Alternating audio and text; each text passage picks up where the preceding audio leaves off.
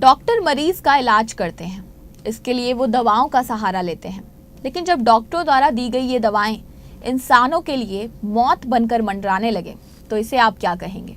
जी हाँ, हम बात कर रहे हैं अवैध क्लिनिकल ट्रायल की।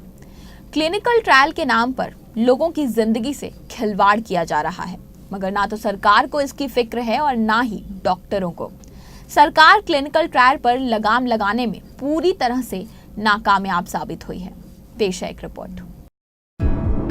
इंसान जब अस्पताल में होता है, बीमार होता है, तब उसकी बीमारी ठीक करने के लिए, मर्ज का इलाज करने के लिए कभी कभार ड्रग ट्रायल किया जाता है, लेकिन क्लिनिकल ट्रायल, ड्रग ट्रायल अब अवैध रूप ले चुका है। तभी क्लिनिकल ट्रायल शब्द अब अवैध ड्रग ट्रायल कहलाने लगा है। इस गंभीर मसले पर एक बात साफ है कि ड्रग ट्रायल के जो नियम कानून हैं, उनकी अनदेखी हो रही है।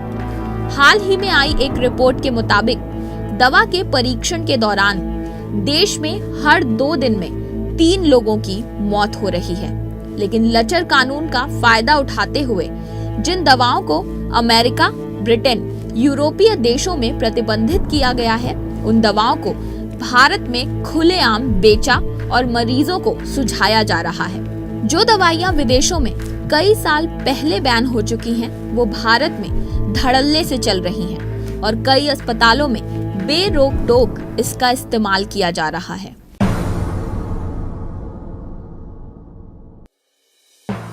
अवैध ड्रग ट्रायल से हो रहे मौत के आंकड़ों की तस्वीर बड़ी भयानक है। भारत में अब तक विभिन्न दवाओं के क्लिनिकल ट्रायल के दौरान मरने वाले लगभग 2374 लोगों में से सिर्फ 38 लोगों के परिजनों को ही मुआवजा मिल पाया है। देश में जनवरी 2007 से जून 2012 के दौरान हुए क्लिनिकल ट्रायल के दौरान या संबंधित दवाओं के प्रभाव के बाद अब तक लगभग 2374 लोगों की मौत हुई।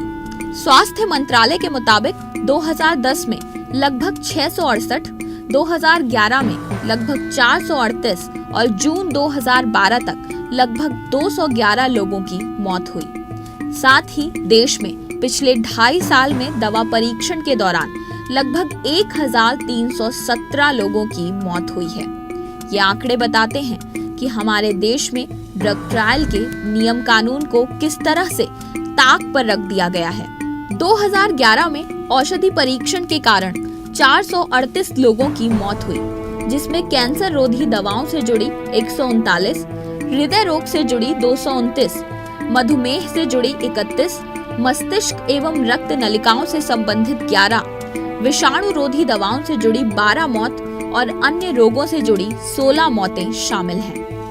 क्लिनिकल परीक्षण के दौरान कई कारणों से मरीजों पर गंभीर प्रभाव पड़ता है और मौतें भी होती हैं।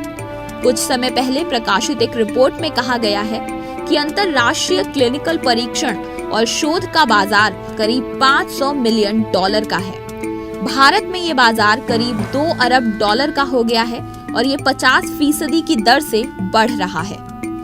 दवा बाजार से जुड़े विशेषज्ञों का कहना है कि ज्यादातर नई दवाओं का आविष्कार America, Germany, Britain, France, Switzerland जैसे विकसित देशों में होता है, लेकिन इनका परीक्षण भारत, पाकिस्तान, बांग्लादेश, भूटान, अफ्रीकी देश, श्रीलंका जैसे विकासशील और गरीब देशों में किया जाता है।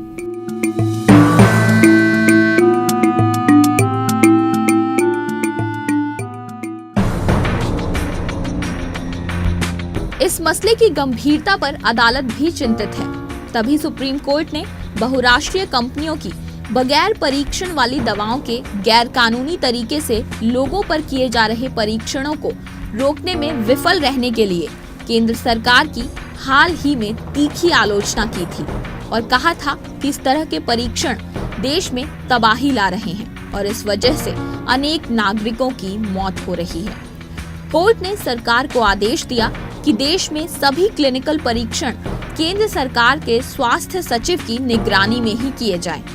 सुप्रीम कोर्ट ने ये भी कहा था कि इस मसले पर सरकार गहरी नींद में सो रही है और वो गैर कानूनी तरीके से क्लिनिकल परीक्षण करने वाली बहुराष्ट्रीय कंपनियों के इस धंधे को रोकने के लिए समुचित तंत्र स्थापित करने में विफल हो गई है। सुप्रीम कोर्ट ने सरकार को इस मसले पर लताड़ लगाते हुए कहा कि मौतों पर अंकुश लगना चाहिए और गैर कानूनी परीक्षण बंद होने चाहिए। ड्रग ट्रायल कानून भी यही कहता है कि आप मरीज को बताए बगैर किसी भी दवा का परीक्षण नहीं कर सकते। ज्यादातर ये भी शिकायत होती है कि मरीजों की इजाजत के बिना उन पर दवा परीक्षण किए जा रहे हैं। हमारे देश में कानून, सख्त नियम, दिशा निर्देश बनकर जरूर तैयार हो जाते हैं, लेकिन उस पर अमली जामा पहनाने, क्रियान्वित करने, उसके सही ढंग से लागू होने की बात तो कोसों दूर होती है। सरकार सिर्फ दलील ही देती आई है, लेकिन इन दलीलों और लचर कानून से कुछ नहीं होने वाला। सही मायने में इसके लिए गंभीरता से कोशिश करनी होगी। विदेशों में इसके नियम कानून कठोर हैं, लेकिन भारत में लचर कानून की वजह से मल्टीनेशनल ड्रग कंपनियां भारत का रुख करती हैं। सरकार को जिम्मेदारी से इस चिंताजनक समस्या का समय रहते निदान ढूंढना चाहिए, क्योंकि सवाल देश के नागरिकों की जिंदगी से जुड़ा है।